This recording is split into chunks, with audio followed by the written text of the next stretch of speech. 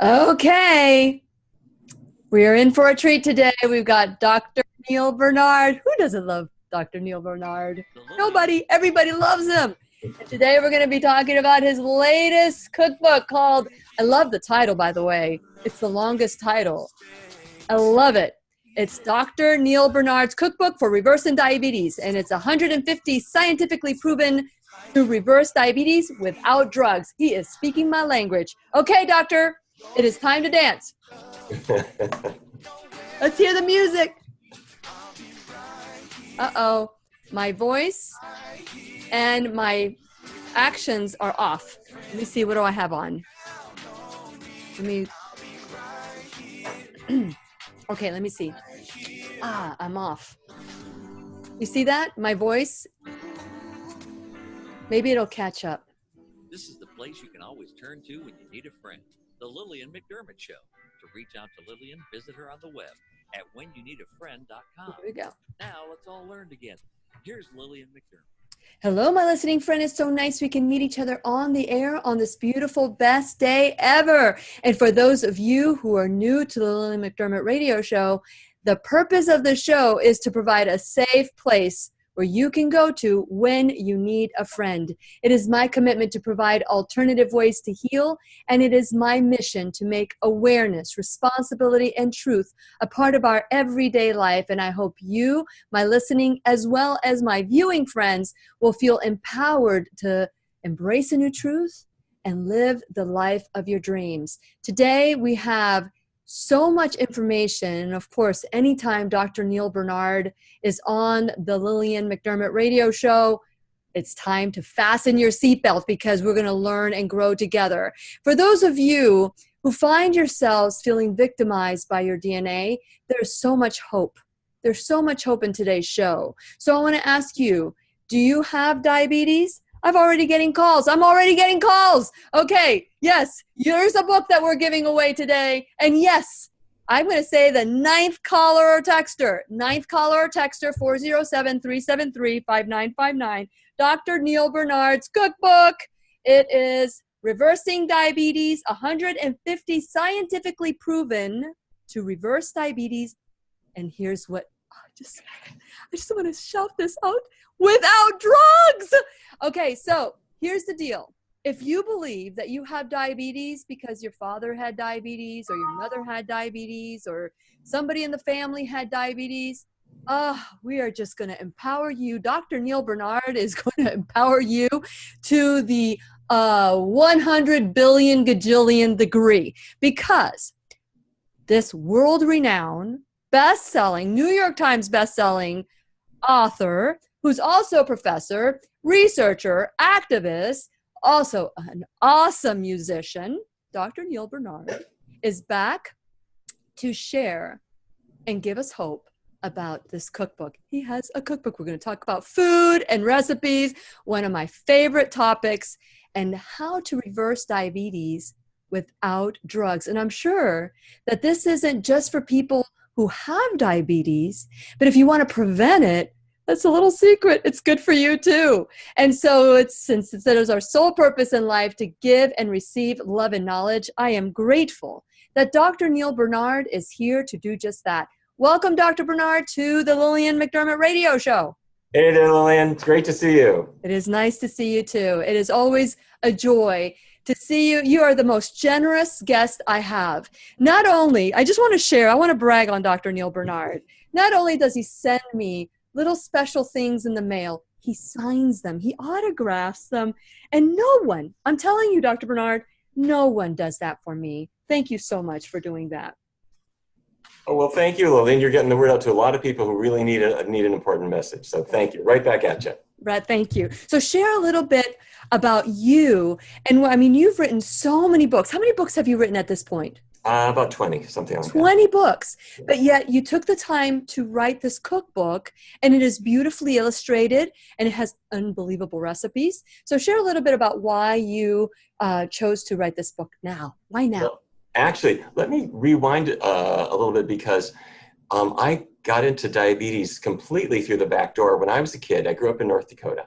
We were talking about that before. Yes. I grew up in Fargo. I don't know if very many of your listeners have been there, but or they've seen the movie probably. Yeah. But anyhow, my whole extended family raised cattle. That was the kind of family business. But my dad did not like he didn't like raising cattle. And as soon as he was growing up, he got out of it. He went to medical school. And he became the diabetes expert for Fargo, all of eastern North Dakota, and western Minnesota. So people who have diabetes, they would go see my dad. And I learned right away that I never wanted to get involved in diabetes because it was such a boring disease and nobody ever got better. And all that happened was my dad was on the phone to the nurses in the hospital saying, okay, what's their blood sugar today? And he would change their medications. Nobody ever got better. The whole idea was just slowing the decline. And so when I got into medical school, and it just confirmed it during internship, I thought this is the last thing I want to get involved in, because people with diabetes, all you're doing is checking blood tests. And then if things don't go well, their vision is affected. They lose good circulation to their feet. Sometimes people end up with amputations, or they would lose kidney function. I thought that's the last thing I want to do. Yeah. However, something happened, which was that a foundation who was doing research on this started asking me from a medical standpoint, how would you do research on diabetes? And I said, well, if it were me, I wouldn't work on a new drug. I would look at the foods that lead to it, and I would change that and see what we could do. So we ended up doing a whole bunch of research. And I got to tell you, Lillian, the clouds parted. We started to suddenly realize not only can you reduce the risk that this disease will ever occur, but when people have it, you can turn it around. Yes. It's astounding what you can do. So for me, diabetes went from being the most boring, kind of hopeless thing to being an exciting place, because you can give people so much hope and power and things that they can do. You're not just a recipient of the latest medication or the latest commercial on TV. You've got power. So Absolutely. And be the 9th caller or texter, 407-373-5959. 9th caller or texter to call 407-373-5959 and win a free copy of Dr. Neal Barnard's cookbook. And we're going to continue our conversation when we return worldwide. When you need a friend. We'll be right here waiting for you. How exciting, Dr. Barnard, that you took the baton from your dad. It was the last thing I intended to do. It just happened. But you did the work that he probably wanted to do, but just didn't know how. Yeah, and we'll talk about this. When we started to see that diabetes could actually go away, that was really quite something. Yeah. I want to tell you that the Jack's Vegan couple just texted, and they said that they wish you, they're real good friends of the show. They're a really good friend of mine, and love them. And they said they sent your love to you. That's great. Jack's Vegan couple. They said they met you on the cruise. Yep, super. Yeah. So they said hello. But yeah, so and we'll right back. Yes, I will let them know. I will tell them after the show, and they'll to see it too. They're real big fans of the show. So when we think about all the different doctors that are out there that are prescribing medication, and they believe that they're doing this because that's what they were taught. At what point, I know that you said this, but at what point do you say, this is the food, it's not really the DNA? At what point did you think that? After the research that you did, or during or before? Well, there were lots of hints that we had to do this, because diabetes doesn't hit every population equally. If it were purely genetic, it might. But diabetes hits different populations very differently depending on what people are eating, and if a population changes what they eat, like Japan when McDonald's came in, diabetes just exploded. And it wasn't genetics, because within a 10-year period, diabetes went from, it was 1% to 5% of older Japanese people. Older is when you should have the most diabetes, but it was between 1% and 5%, really low. In 1980 to 1990, it went up to 11 to 12%. So that's not a genetic change, that's a cultural change. Absolutely. And we know it. I think emotionally we know this, but logically we want to be comfortable in our food. It is a lot easier to change your religion than it is to change the way you eat. That's the way I've seen it. Here we go. Lots of people wanting your book today, Doctor. Oh, that's great. That's great. Okay. Text Lillian McDermott or leave her a voicemail at 407. Now picking up the baton. 959. Once again, here's Lillian.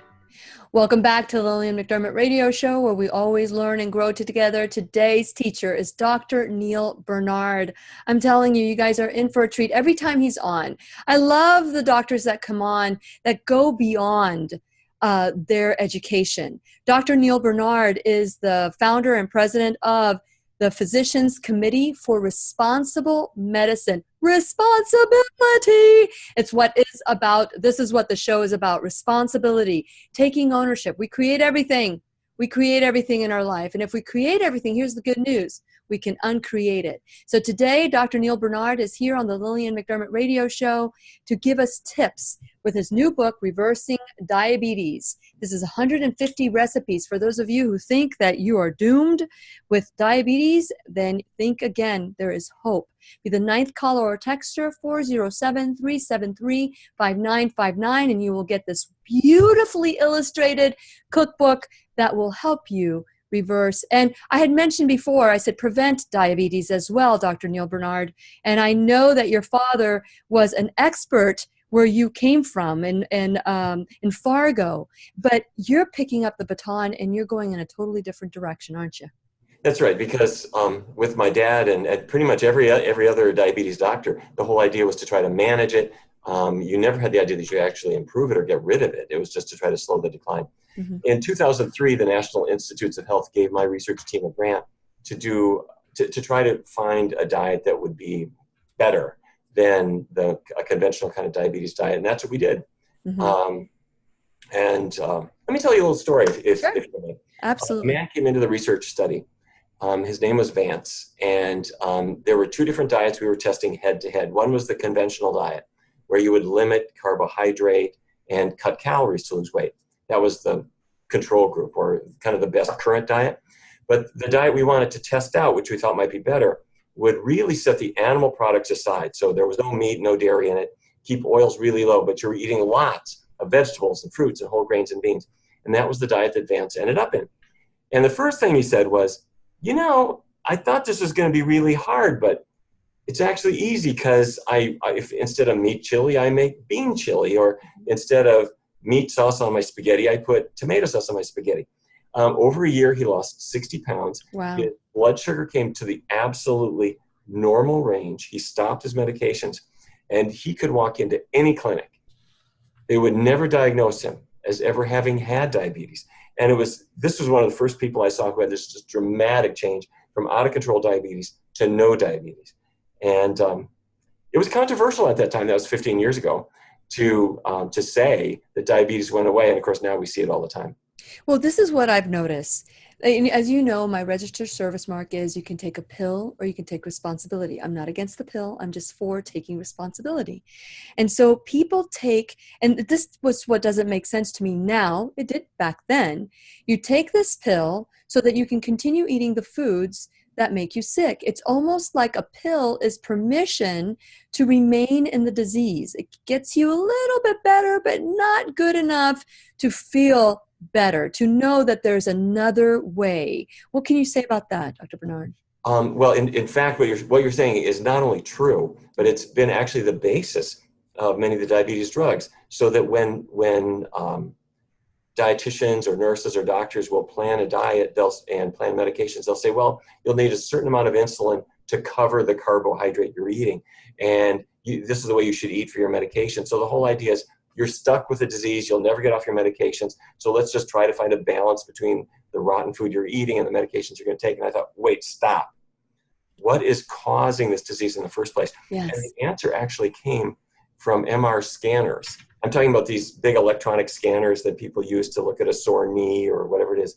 At Yale University, Gerald Schulman and Kip Peterson are great researchers. Our patients go up there, they go into the MRI scanner, and what we do is we look inside the cells of their bodies to find out why glucose is not getting inside, because with the MR scanner, you can see the buildup of fat inside the cells. Mm-hmm. Then we go on this diet, and if it's a vegan diet, there's no animal fat at all. Mm-hmm. We keep the oils low. There's just not much of any kind of fat. The fat that's built up in the cells starts to come out. As the fat comes out, the cell can accept the glucose out of the blood sugar falls, and the diabetes can go away. I don't mean to say that it goes away for everybody in the same way. For some, it gets better, but it won't go away. For others, it does.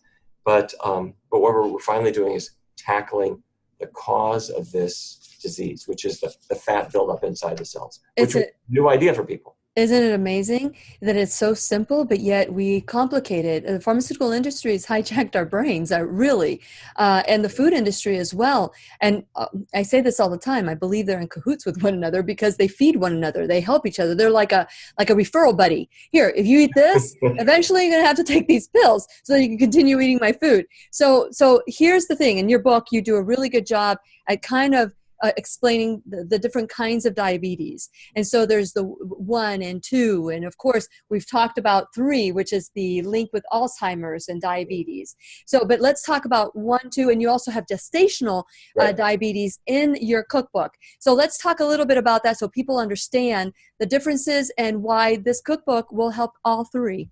Okay. The most common kind of diabetes is type 2. It's 90% of cases. And in that case, the pancreas is making insulin, and the insulin goes to the cells and acts like a little key to open up the cell so that sugar can go inside. And the pancreas is still making it. The problem is the cell is resisting that key. It's not opening up to glucose. And that's because of the buildup of fat.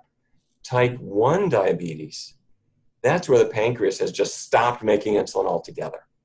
And we have some clues about why that happens and how to prevent that. Mm-hmm. And then the third form is gestational diabetes. Gestational diabetes is when obviously a woman is pregnant and she's got diabetes that looks just like type 2. Mm-hmm. When she's not pregnant anymore, it goes away, but it's a shot across the bow that type 2 is in her future unless she makes some changes. So our research has been on type 2, but we use the same diet for people with type 1. Very good. Okay. So also in the book, you talk about metformin. There's a bit of a challenge in there. So let's talk about metformin. Let's talk about these drugs and the side effects. Like say, I'm taking these pills now because I want to continue eating the way I do, instead of saying, if I change this, I don't need the drug. It's a simple shift. So let's talk about metformin, these drugs that people take, and how it affects their body and how we can get rid of all of that. Sure. And first of all, let me say it's totally understandable that people will take medications. They go to the doctor and they don't envision that a change in their diet could really help. And they probably have changed their diet in other ways. They did some weight loss approach or they avoided carbs and it didn't make their diabetes go away. So they figured it was all genetics. And we will use medications too in the event that a person, for whatever reason, is not quite getting to goal. Sure. However, the vast majority of cases, the focus has really got to be on food. Metformin is usually the first drug that people use for a person with type 2. And the scenario is always the same. Okay, you've got diabetes. Oh my God, do I have diabetes? Yes. Here's your prescription for metformin, 500 milligrams a day. And then the patient comes back in 3 months. Oh, it's not really working very well. Let's up your dose. And then they eventually get up to 1,000. And anybody's got diabetes, they're nodding their head. They get up to I'm nodding my head, and I don't have diabetes. I think you're speaking to all of us. They get up to 1,000 milligrams twice a day, and the doctor says, I can't push it any higher. Well, the patient says, what can I do? My numbers all look terrible. And the doctor says, well, I can add a second medication. And the patient says, what? You got to add, I got to take 2? And then they max that one out too. And then the doctor says, we're not getting to where we need to be. I know that needles sound uncomfortable, and the patient says, stop, wait. You're going to tell me I got to inject insulin now? And the doctor says, it's not as bad as you think. And they have this big discussion.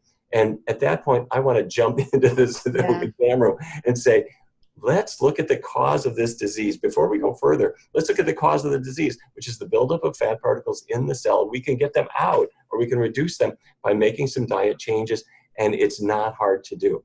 And so but it does mean sitting down, planning out a healthy diet, putting it to work, and then being in touch with your doctor as the doctor now takes you off the medications gradually, slowly, one by one by one. And that is so empowering when patients come off their drugs. But doctors are, I've seen so many documentaries. I don't know if it was the Eating You Alive that you were featured in, or Forks Over Knives, where I think it was Eating You Alive, where the patient says, my doctor says, what are they trying to do? Take you off your medication? It's like doctors don't even think, doctors don't even think that this is a possibility because they've been conditioned to manage the medication.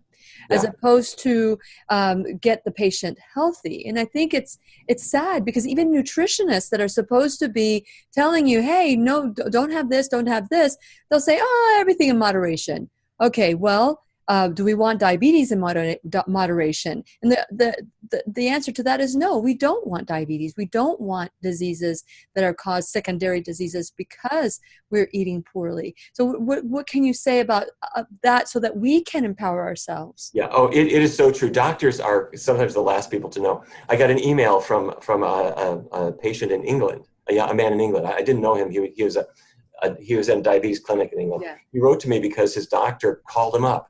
The doctor had done some blood tests on him and then said he had diabetes. 3 months later, he did the repeat blood tests. In the meantime, the patient had picked up my book and he followed the results.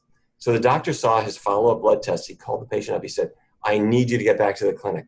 I need you to come back right away. It's about your blood tests. And the patient was in a panic. Yeah. And, oh my God, what did they find? And the doctor sat him down and he said, what have you been doing?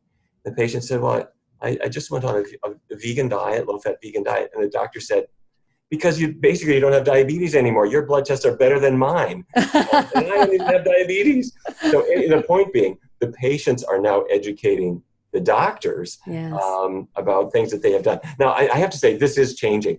One of my co-researchers here, Dr. Hanna Kaliova, is at the American Diabetes Association right now. She gave a speech yesterday, and I think the future is bright. More and more people are getting this message. Last night, I was invited to speak at the Medical Society here in Washington, and we had a really good reception, and everybody was waving the cookbook around. So it still takes time to turn the battleship, but we are making progress. There are patients getting it. There are doctors getting it. There are people in the media getting it too. Well, let's talk, because that's wonderful, Dr. Barnard. It is so nice that you are doing things like this that will empower people. People are just like, what? You can eat your way to health? Yes, you can. And so with your book, like this cookbook now, you've written over 20 books, and this cookbook is really beautifully illustrated, some wonderful recipes, and we're going to talk about some of these recipes too. But why did you feel like now is the time? Actually, my publisher called me up because I already have a book called Dr. Neal Barnard's Program for Reversing Diabetes. Yes. It's been out for 10 years, and we just did a revision of the book, Dr. Neal Barnard's Program for Reversing Diabetes. The publisher said, everyone is calling us, and they want more recipes. So would you please do a book called Dr. Neal Barnard's Cookbook for Reversing Diabetes? And I have somebody I work with named Drina Burton, who lives in Vancouver. And she's the world's greatest recipe developer. And these beautiful ones you see on the cover, those are Drina's recipes. So anyway, I called up Drina and I said, we've got to do this because people with diabetes want more choices and want more things they can do. So we decided to do it. It was so fun. And my job was to do the tasting. So. You're the taste tester. Okay, so today we have a free copy of Dr. Neal Barnard's Cookbook for Reversing Diabetes. It's 150 recipes scientifically proven to reverse diabetes without drugs. And I'm telling you right now, it's for prevention as well. Be the 9th caller, 407-373-5959. Caller to leave a message or text her, 407-373-5959, and get your copy of this wonderful cookbook and start getting better. We're going to continue our conversation with Dr. Neal Barnard when we return worldwide at whenyouneedafriend.com. We'll be right here waiting for you. Isn't it true, Dr. Barnard, that every person that gets this diagnosis, or what is it that we have to get sick in order to see the severity of what we've done to our body? I think it's sort of human nature. And it's not just food. A smoker thinks, when I was a kid, I was 18, 19, we thought it was cool to light up cigarettes. And it's not until you get a little bit of a cough or something, you think, I could be in trouble.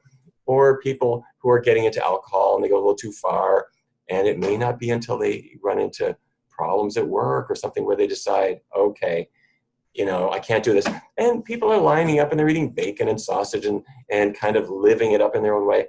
They're gaining weight and whatever. And it's not until the doctor comes in with a grim diagnosis that they get their wake-up call. It's kind of human nature to just let these things go. For some folks, though, once they have kids or once they're married or for some reason they've got responsibility for somebody other than themselves, sometimes that's their wake-up call. And that's kind of my favorite. Because that's when you can say, okay, whatever risks I may have, I'm not going to pass them along to you. I'm going to pass power to you. and I'm going to look after you if I can. You know, that is a beautiful thought. I was behind as often as I can. I live about half a mile from the beach. As often as I can, I love to catch a sunrise and walk the beach and kind of like recharge my batteries. And on the way back home yesterday, there was a couple that was in front of me. They were a young couple, and they were both smoking. And they both, the woman just threw her cigarette butt, which, by the way, has like a 10-year, it's not biodegradable. I don't know why people can throw that out of the window. It's a pet peeve of mine. I pick up cigarette butts in the beach all the time. But people think that they can just throw it out the window. And they were both smoking. And as I sat there and I thought, okay, no judgment here, no judgment.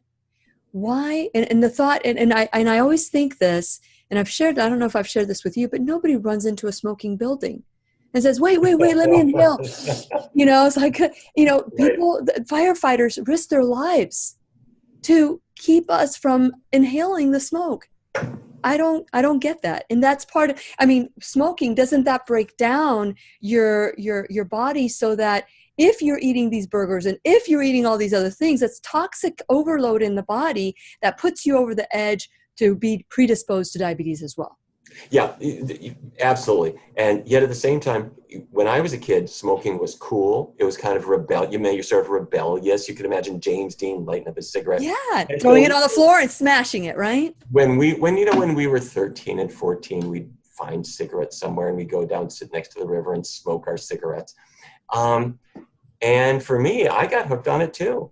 And when I finished I got to tell you, this confession time. I did every unhealthy thing. I want to hear the juice. Oh, we're going to do that. Okay. When I finished my residency, I did two things.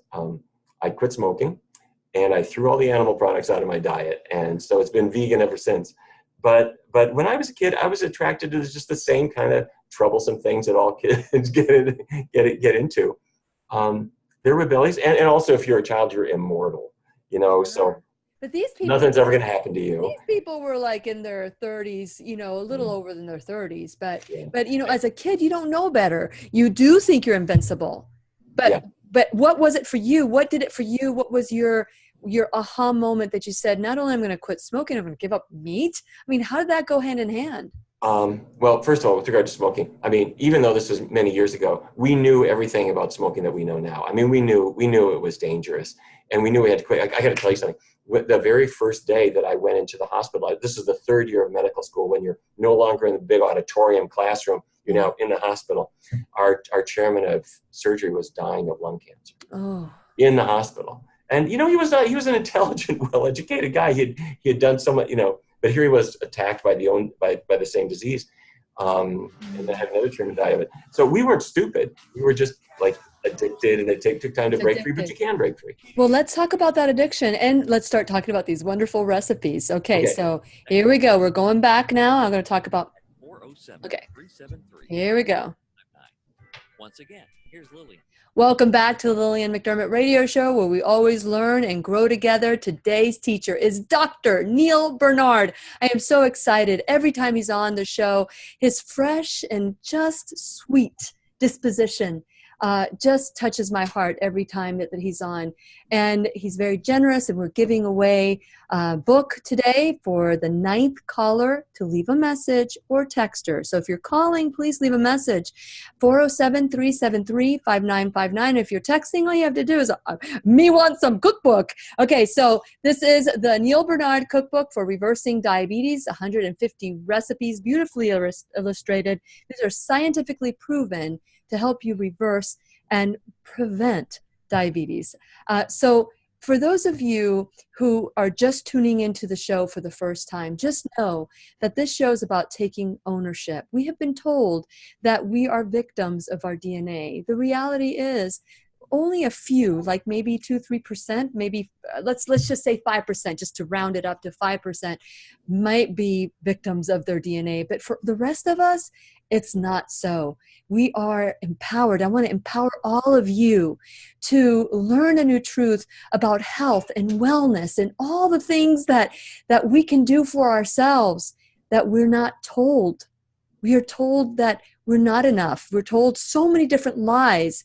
And now it's our turn to learn a new truth. And I want to encourage you to learn this new truth with me at whenyouneedafriend.com. Go to whenyouneedafriend.com, become a subscriber. Do it now. Because if you tell me you're going to do it later, nah, it's a lie. We lie to ourselves all the time. Yeah, this is the only time I'm going to eat the sugar. No, it's not going to happen. You're going to eat the whole bag, because things are designed for you to become addicted right away. The best way for me to overcome addiction, cold turkey. That's it. Cold turkey. Just get off of it. You don't need it. Your body doesn't need it. Yes, you might go through a little craving there, but there are little tips in this book to fight some craving tips. So there's going to be ways for you to get empowered to retrain your taste buds. Go to whenyouneedafriend.com, become a subscriber, and make sure that while you're there, you check out my social media, like me on social media, like me on a YouTube video. Oh, by the way, you want to listen to the YouTube video. Dr. Neal Barnard shares his thoughts off the air as well as on the air. So you want to catch every bit of the Lillian McDermott radio show. So you want to subscribe to YouTube and my show, whenyouneedafriend.com. When you do that, the show gets sent to you to your email. So that's a gift right there. And so while you're there, make sure you check out my sponsors. Without my sponsors, the show would not occur. So please check out my sponsors and support them the way they're supporting the show. There's so many different ways to learn and grow with me, because this is my classroom, and welcome to my classroom, because I am learning alongside with you. And so I want to encourage you to go to whenyouneedafriend.com again, go to On Demand Podcast, Apple, Google Play Music, iHeartRadio, Spotify, and be the 9th caller or texter, and you will win a copy of Dr. Neal Barnard's cookbook, Reversing Diabetes. And so Dr. Neal Barnard, the number is 407-373-5959. Please leave a message. I will not answer the phone because I am doing the show right now. This is my personal cell phone number, or my cell phone for the radio show. Here we go. So I do not answer that when we are on the air or off the air, because I'm talking to Dr. Neal Barnard. That's who I'm talking to. So Dr. Barnard, thank you so much for your generosity. You don't have to be here, but I'm glad that you are, because you are world renowned. You have 20 bajillion books. And so this is just one of the different ways that you are impacting the world. So thank you so much for that. Well, thank you, and you're spreading the word to people who are really, really profiting from what you're doing. So thank you. Okay, so I promised some recipes. So let's talk about some of the favorite recipes that you can pinpoint for breakfast, for example. I love the way that I eat for breakfast, and I try to share that with other people, but I always love to learn new recipes for breakfast that can heal every cell in our body. So let's start with that. Okay, there's lots of different things that people could try this. In this cookbook, some of my favorites, there is a recipe called blueberry cornmeal muffins, which are, a muffin can be dripping with butter and be really unhealthy, but it can also be done in a really tasty way. And we put the blueberries in there because those are antioxidant rich. And then we did a little twist on it called cinnamon bun oatmeal and cinnamon wisp pancakes. And so there, now I know as people are hearing this, they're thinking, wait a minute, there's carbohydrate in there. This is going to kill me. We have to understand that carbohydrate releases glucose into your blood. That's your energy. That's your fuel. The problem in diabetes is just that the glucose isn't getting into your cells. So carbohydrate is good as long as it's getting into your cells and powering them rather than building up in the blood. Mm-hmm. So if you're at a restaurant, I have to tell you, I do a funny thing. I'm at a Denny's or some kind of restaurant near the airport or whatever, and they'll say, "What can I eat?" And you can get like a bowl of oatmeal if you want to. Yeah. But sometimes what I will say is to the server, "Could you ask the cook to go over to the grill and throw on some asparagus and some mushrooms and some tomatoes and some spinach?" And they say, "Oh, you want an omelet? We got all that stuff. We put it in an omelet." I say, "No, I just want you to grill them all." "Oh, really? Okay." And so they'll bring me back all these different grilled vegetables and grilled sauteed mushrooms and tomatoes and things, maybe some rye toast, whole of butter, maybe some hash browns or something like that. It's like a banquet, but this is all before 7 a.m. That's right. So it's you're teaching other people a thing or two. Yeah, and the food, and so what do you tell them about the oils? Because when you go Yeah. to these places, it's high in oils. What do you say about that? Yeah, it's true with almost any restaurant. They are absolutely in love with grease, whether it's fryer grease or, it could be the top of the line Italian restaurant. It's extra virgin olive oil. They're so proud of it. They're slathering it all over everything. I ask them to keep it really to a minimum. And if you're cooking at home, by the way, we have tips in here a little bit about how to minimize the oil, Yeah. because it's amazing. You can saute something in a big puddle of grease, but you can also saute it in water, vegetable broth, saute in wine if you want to. Yes. Look at these different things. It's a little bit different taste, but you'll really have fun with it, and it dramatically cuts the calories. And this is what allows the diabetes to reverse too, because you're getting the fat out of your cells. I know. And I hardly ever, I mean, you hardly ever see me. I think all my oil is rancid at this point because I haven't cooked with oil. You had it. And you don't need it. And nobody that eats at my house feels like, oh my gosh, where's the oil? I miss the oil. Right. And it's 120 calories per tablespoon. And we never just use a tablespoon. And we add that, and it doesn't have the nutrients that we think it has. And so you have some wonderful recipes for, what is this, sweet potato toast? Yeah, it's exactly what it sounds like. You're going to have fun with a lot of these things. But by the way, back on oil, just real quick. Let's say a person loves scrambled eggs for breakfast. When I was growing up in Fargo, that's what we always had. And you could scramble tofu as well, but you're going to think it's tofu is exactly egg white. It doesn't have much flavor. Egg white doesn't have flavor either, but it kind of picks up the other flavors and you season it. So you're going to put your tofu in the pan, and suddenly you think, oh my God, it's going to stick. I think it's good to get a good nonstick pan. And also, some of them are kind of 98% nonstick, but you need a little help.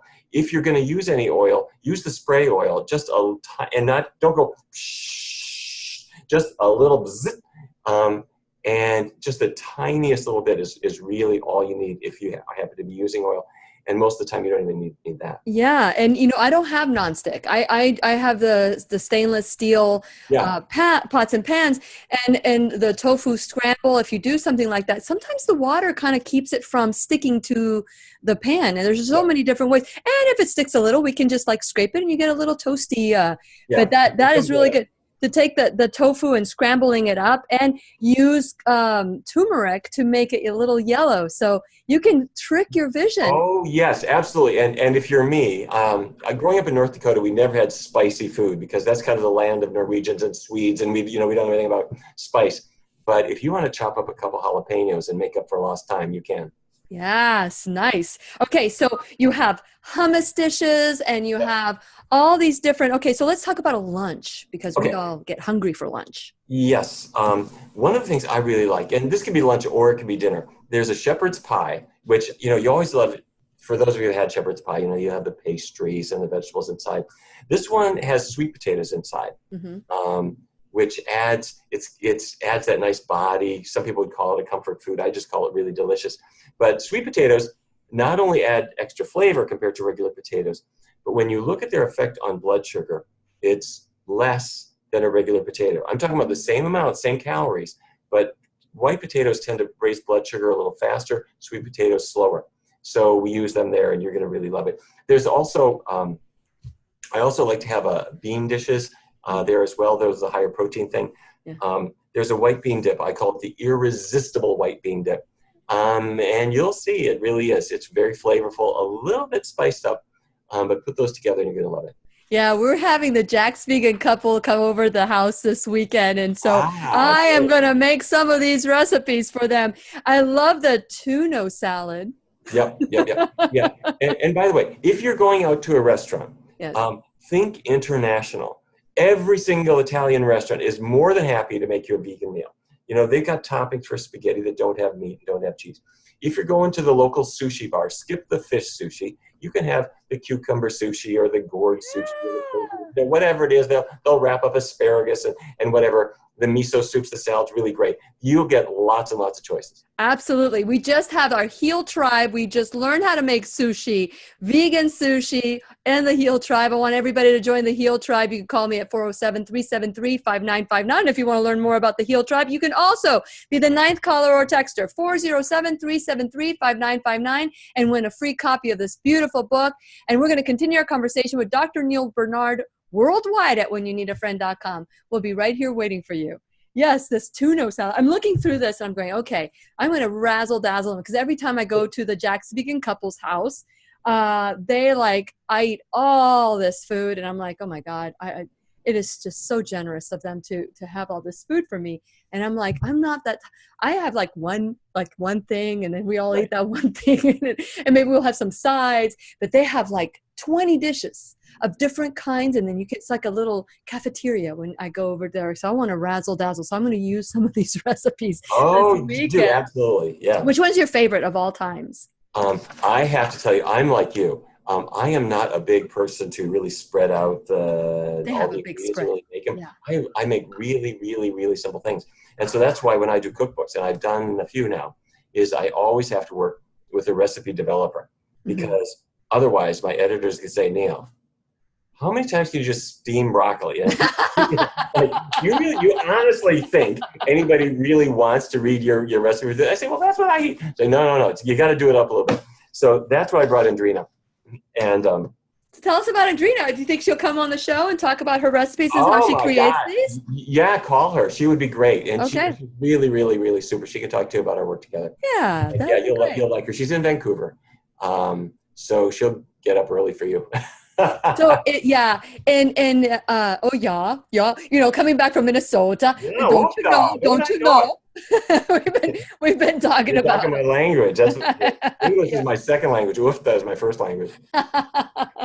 So then when we get back, we talk about a little bit of lunch and different things. Now, this is a question I get all the time. What do you put on your toast? Well, first of all, I don't have a lot of bread. I don't, and because I'm allergic to wheat, so I have gluten-free, and I found some grain breads that are really, really good that don't have gluten in it. But I don't put anything on my bread. When I do want to add something to it, I put avocado. I put maybe walnut, like spread walnuts on it, or hummus. What do you put on your? I'm with you. First of all, the whole idea of you got to put something on toast comes from the idea that we have a loaf of white bread in the refrigerator, which has effectively no taste. So you got to put something on there so that you've got a meal. Got it. If you bought a good bread that has some flavor, and you throw it in the toaster, it comes out, and you don't really need to slather it with anything. Now you can put things on that you can make. You mentioned hummus, which is great. Mm-hmm. And I might add a little slice of tomato and some lettuce to it. Or for BLT fans, I'll have a CLT. I'll put like cucumber, lettuce, tomato, slice it up. You put a little mustard on top. Oh. Great. Oh my gosh. You and I could probably sit there and devour the whole. Yes, I love the way you eat. Yes. Sure. And I love it spicy. So do you like jalapenos? I mean, you said you grew up in Fargo. Yeah. It's a funny thing. My father was totally afraid of anything spicy. One little fleck of pepper would get him freaked out. I love spice. Oh, good. I love spice. I don't know why. And I bought some extra sriracha for the Jack's Vegan couple, because I know they like it really, really spicy, and it's really healthy sriracha. Cool. Yeah, I found a organic brand. Here we go. Once again, here's Lillian. Welcome back to the Lillian McDermott Radio Show, where we always learn and grow together. And today's teacher, the teacher in the classroom, is Dr. Neal Barnard, and he is giving away a copy of his cookbook. It's called Reversing Diabetes. But I tell you, this is not just for reversing diabetes. This is for prevention as well. So for those of you, these are wonderful recipes. For those of you who think that eating healthy tastes like cardboard, think again. Take your recipes and just learn how to make better informed choices that don't add the fat to your food, and you could become an expert as well. Dr. Barnard, when you think about these recipes that that Drina Burton has created, that you were the most generous sampler ever, the most grateful sampler. When you think about that, do you feel like you're missing out on taste, or do you feel like you're missing out on anything? And how do you suggest any tips for people that feel like they're missing out on taste if they eat this way? Yeah, first of all, let me say, when I grew up as a kid, it was a very restricted diet. I mean, it was roast beef, baked potatoes, and corn.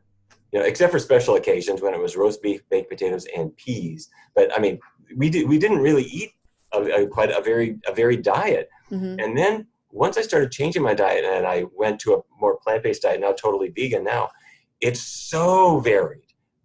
It can be an Italian base, it can be Latin American kinds of foods, it can be Chinese, it can be Japanese. There's so many different choices. And in fact, here in the book, I don't know if you can see. Yeah, what page? What page? Page 152. Okay. Here's the flour pasta, which is sort of an Italian theme. And right next to it is Thai red lentils, which is an Asian theme. Mm-hmm. And the point that I'm making is that you can draw on flavors from so many countries. Mm-hmm. And in the red lentils, it's red lentils, super high in protein, zero cholesterol, zero fat. So it's very, very tasty. And if I said to you, no, you can't have this, go back to just eating roast beef, baked potatoes, and corn, you know, you're really missing out.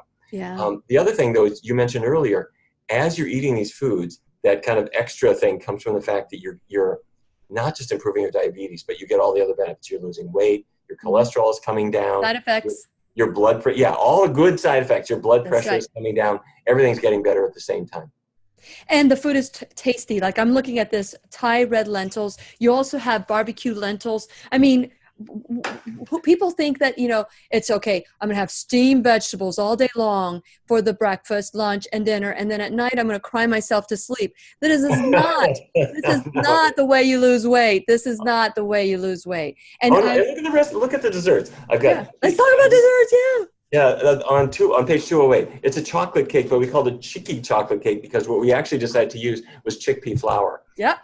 Which is really fun because what it does, its effect on blood sugar is very, very small, but it adds a little more substance, and the flavor is just out of this world. So for all those people who they were told, you can never have sugar, you never have carbs, you can never have chocolate, da-da-da-da-da. Now, you do want to be smart with how you use these things, but that's what we've done here with this book.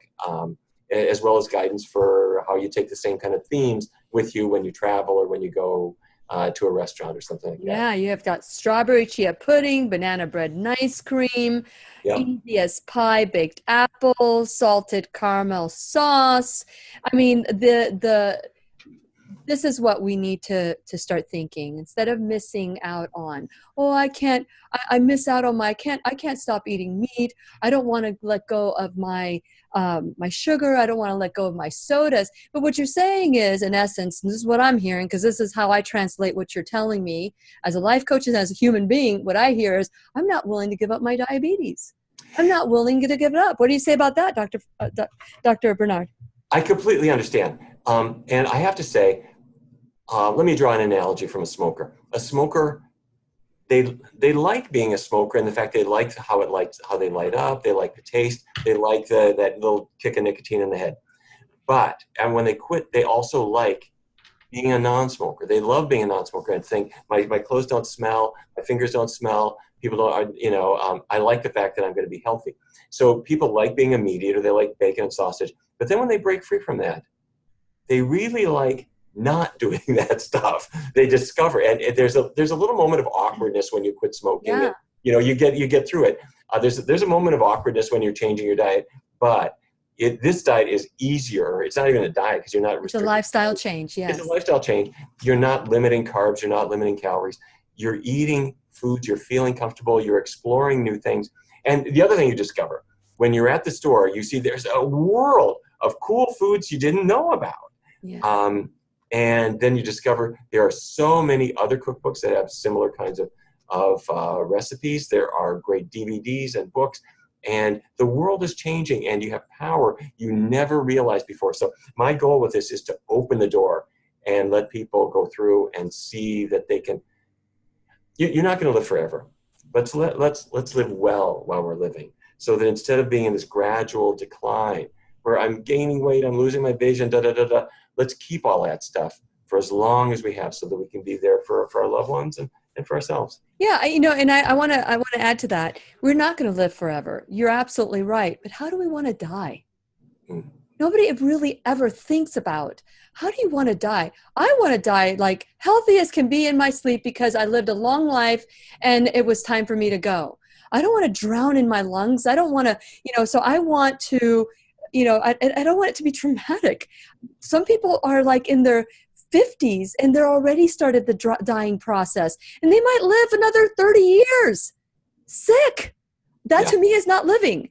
And so if we change the way we look at things, which is a quote that I saw more than 25 years ago that Wayne Dyer said it, when you change the way you look at things, the things you look at change. Yes, when I gave up I changed my lifestyle because it was affecting me. When I did that, I was made fun of, Dr. Barnard. I was like an outcast and people would make fun of me. Oh, you're gluten-free, you're dairy-free. Oh my gosh, what else? You're hypochondriac, all of those things. But I think we've come a long way. I think people see that the side effects now, I mean, I'm 55, but I don't feel 55. Yeah, and I got you beat, I got to tell you. Yeah, and you don't look your age either, sir. Yeah. Well, here's what you're right. We're not going to live forever. But what I want to do is at least be able to do the things I love. And I feel kind of the same as I did when I was 18. And I think my plan is I'm going to die at age 120, driving in the Monaco Grand Prix. I'm going to hit the wall and die in a flaming inferno. And that'll be I love it. You're going to die in style. You see, that's the thing. It's like we're not even thinking about that aspect of it. We just think that we've bought a pack of lies saying that as you get older, you're going to look older, you're going to get wrinkled, you're not going to want to do the things that you want to do, your taste is going to change. Why not change that? What do we have to lose? Right. We have everything to gain by just trying something different, but it's that psychological component, and that's your background. What can you tell us about that, Dr. Barnard, to get us there? Most important thing, realize that even if we've kind of goofed up until now, we can turn things around. We can reverse many of these processes, but focus on the short term. If people are listening to this, they might think, well, is he right or isn't he right? Don't give up that skepticism. You're right to be skeptical because you hear all kinds of nonsense. So what I encourage people to do is to take 7 days, 1 week, and just try out different foods, whether they're from my cookbook or plant-based foods from other sources. Just try them out, see the ones that you like. That'll take 7 days. Then step 2, after you've done that, now take 3 weeks and do it all vegan all the time. I mean, totally plant-based, but 3 weeks, very short time frame. If you don't like it, you can skip it. But if you like it, stick with it. What happens to almost everybody is after 3 weeks, 2 things happen. Physically, they're healthier. Their blood sugar's coming down, their weight's coming down, their energy is better, their digestion is finally making sense. And then the other thing is their tastes are starting to change. They're leaving behind the things that got them into trouble, and they're starting to find new cool foods. So focus on the short term, just one step at a time, and the world is going to bring you to a whole cool. I love that vision. I share your vision, Dr. Barnard. Thank you so much for helping us and give us some tools. The book is called Dr. Neal Barnard's Cookbook for Reversing Diabetes, 150 recipes scientifically proven to reverse diabetes without drugs. This is with Drina Burton. She created all the recipes with Dr. Neal Barnard as her taster. And I think that's really a wonderful thing. Thank you so much. And for those of you, my listening friend, this is Lillian McDermott wishing you love, peace, joy, and unexpected abundance. Make it the best day ever. That's good. That's good. Thank you so much, Dr. Barnard. What a great, what a beautiful recipe. Beautiful pictures on the outside and on the inside as well. It's really nice to see. I love how you guys did this. This right here, I'm going to make this weekend right there. You see that? I have to say, when we do books nowadays, we always want to think about really not just the fact that they're good instructions, but they've got to kind of make your mouth water when you're reading it. So I think they really succeeded with this one in a good way. And whoever took the photography, I didn't even look at who took the photography, but they did a really good job. I love to prepare foods, but when I take pictures, my food looks like, But when you look at these cookbooks, they're like, you want to eat this, you want to try it. And so I know that you've made a huge difference today. Lots of calls today. I'm looking forward to announcing who the winner are on all the different shows, because it's not just one. We are heard many times throughout the day, and I really appreciate your generosity. Is there anything, Dr. Barnard, that we may have left out that you would like to add before we go? No, I think we've covered it. Thank you so much for injecting. I think the most important thing is this hopefulness, this optimism that we don't have to be kind of stuck. You help people to get unstuck and to see their inner potential, to bring that out and really love it. So thank you for that, Lillian. Thank you so much, Dr. Barnard. You know what? I just thought of something. But by the way, thank you so much for watching, and I look forward to our next conversation. We'll see ya.